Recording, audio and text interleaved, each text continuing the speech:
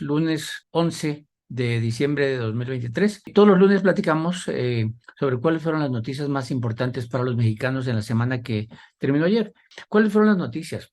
No fueron muchas, fueron muy importantes, digámoslo así. En el número uno, el fin, voy a ponerle así con comillas, del conflicto en Nuevo León, del conflicto en donde Samuel García no lo dejan participar en la contienda presidencial, no lo dejar a un interino en la gobernatura. Y entonces MC, como lo habíamos más o menos platicado, no tiene candidato presidencial, está buscando candidato o candidata presidencial, que es alta probabilidad.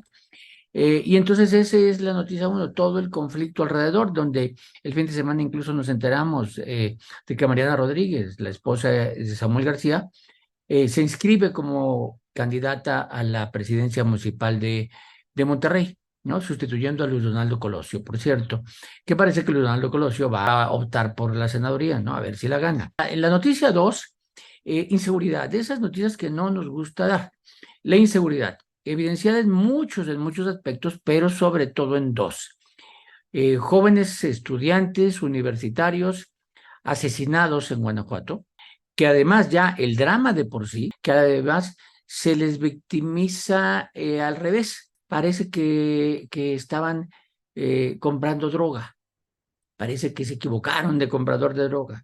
Y entonces se revictimizan todavía, como si eso fuera, además en una mañanera, y además sin terminar de investigar, ¿no? Ahí dejándolo como va en camino, pero parece que es eso, que después tuvieron que salir las autoridades de Guanajuato a decir, no es cierto, estaban en un balneario y de ahí los recogieron, los asesinaron y aparecieron asesinados. O sea, es una desgracia. Y la otra noticia de inseguridad es el viernes con 14 muertos en el Estado de México de unos campesinos que estaban siendo extorsionados durante mucho tiempo y llegan los malosos, los delincuentes a seguir extorsionándolo y ellos deciden que no, que así no, y los atacan, mueren 11 delincuentes, 3 campesinos, pero esto lo que denota es pues la falta de autoridad.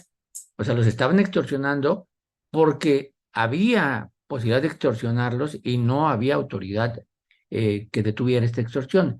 Y ahí sí es pueblo. O sea, todos que están siendo extorsionados son pueblo. La noticia 3, pues una noticia también de las que no nos gusta, el resultado de la prueba PISA. La prueba PISA es un examen que se hace a nivel internacional donde se mide a los muchachos sobre sus capacidades y sus habilidades para resolver problemas de matemáticas, para entender una lectura, ¿no? Y se les hace la misma en todo el mundo. Y la misma se va nomás alterando muy poco durante el tiempo conforme aumentan conocimientos. Y pues salimos muy mal, muy mal. Fue un retroceso de muchos años. La reacción del gobierno fue que esas medidas para medir la educación no sirven para lo que ellos quieren educar. Hubo una reforma educativa, la reforma educativa dice no vamos por competencias, no vamos a competir, vamos a crear más bien una educación más solidaria, más comunitaria, y esto no lo mide. Pero son medidas de competencias, si se requiere, pero también de capacidades, de habilidades, resolución de problemas, entendimiento de las matemáticas, entendimiento de una lectura que no tienen que ver con la ideología. Y en este caso, salimos mal evaluados por un organismo internacional, no por un organismo nacional, o sea, no hay ideología. En el punto 4, pues un sismo en la Ciudad de México, un sismo que asusta por lo que significa la Ciudad de México, un signo de origen en Puebla, tembló en la Ciudad de México, no hubo daños, no hubo víctimas, hubo susto, pero generó una nota, ¿no? Esa fue el jueves de la semana pasada. En el 5, una buena noticia, la COFEPRIS autoriza la comercialización en México de la vacuna Moderna y de la vacuna Pfizer contra el COVID-19, con todas las actualizaciones para las nuevas variantes del COVID-19.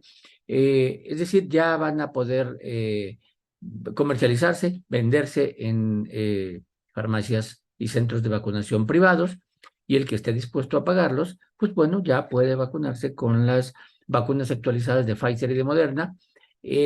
Y si no le gustan las que son gratuitas en México, porque va a haber gratuitas, no de esa marca, pues si no le gustan las que le dan, pues tendrá que conseguir dinero para pagarlas, ¿no? De alguna manera, sí sustituyen cubren un segmento que buscaba esas vacunas y que las va a tener ya en México. Pero ese es el primer paso, seguramente llegarán más vacunas. 6, siguen las precampañas, fíjense hasta el número 6, tercera semana de precampaña, una semana, digamos, aburrida en precampaña.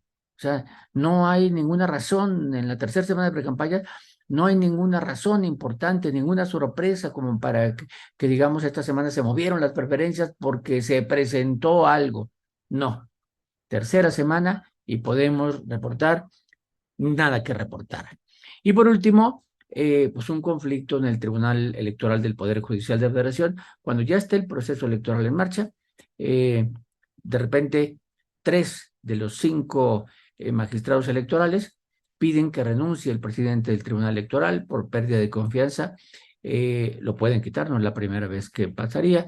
El presidente dice, denme tiempo, así que hoy lunes nos va a decir si renuncia o no renuncia, pero hay una crisis, ¿no? Hay que poner a otro, y hay que poner a otro, y ahí vamos a estar, pero está en pleno proceso electoral, ¿no? Esto es lo grave, que esté el tribunal en este momento en estas discusiones.